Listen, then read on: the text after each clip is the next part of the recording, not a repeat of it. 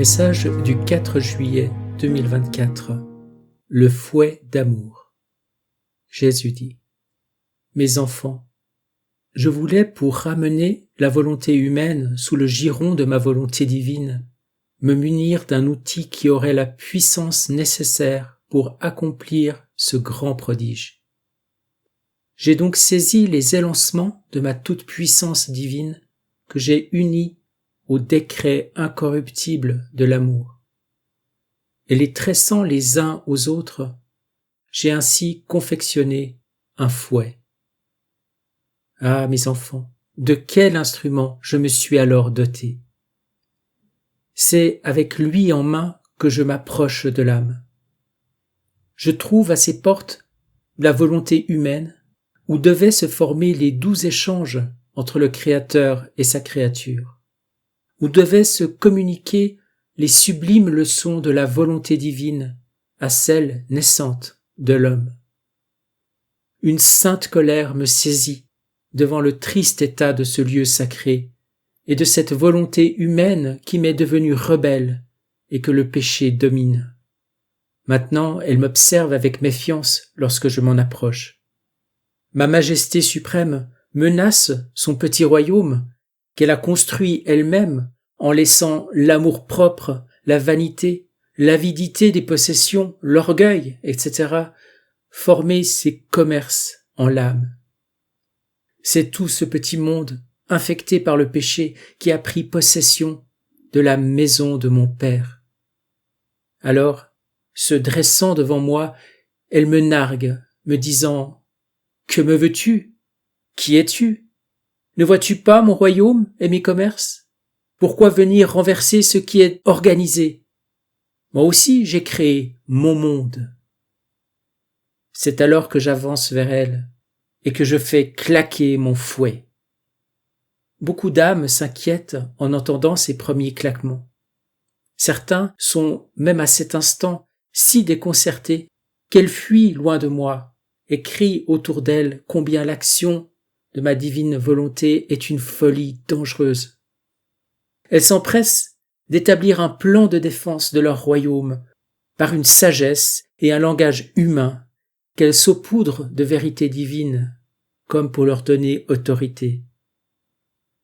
D'autres restent, et devant ma présence et la force de mon action, tentent de marchander avec moi, alors que mon fouet continue à claquer. Elles disent « Peut-être pourrais-je garder cela? Ou encore cette autre chose? Ou juste un peu de ceci ?» Oh, combien mon cœur sacré est douloureux en entendant et voyant l'âme humaine tellement dégradée qui tente de s'accrocher à ce vieux manteau, à ces petites industries humaines éphémères et sans éclat.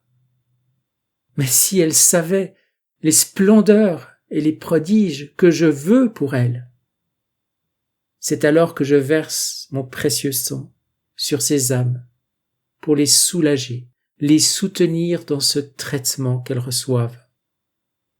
Et à nouveau, je lève mon fouet.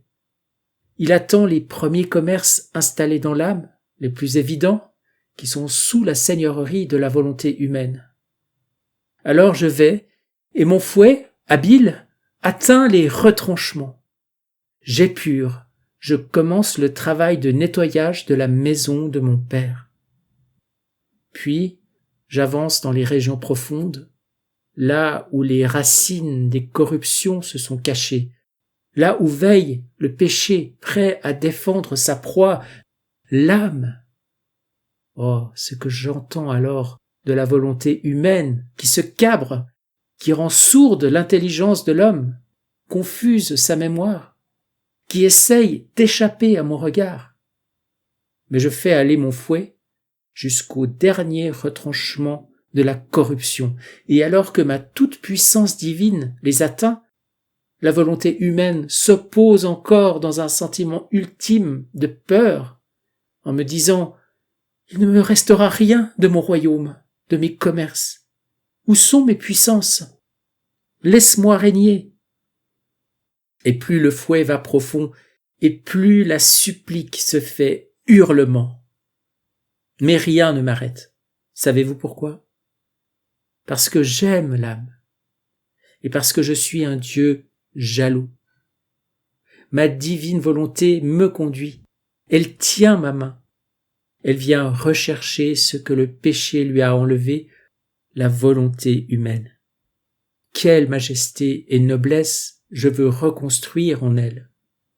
Et cet amour qui m'a conduit jusqu'aux dernières extrémités de ma passion rédemptrice, maintenant victorieux, va chercher ce que le péché lui avait ravi.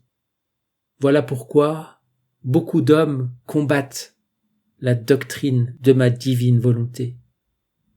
Leur volonté, bien installée dans leur âme, s'offusque que je puisse venir déloger ces petits commerces. Mes enfants, voyez ce fouet éblouissant de la lumière divine et aimez-le.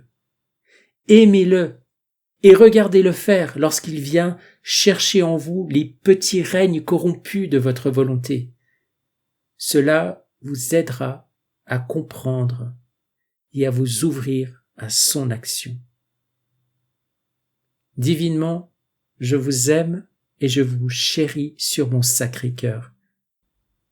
Je suis Jésus-Christ en gloire.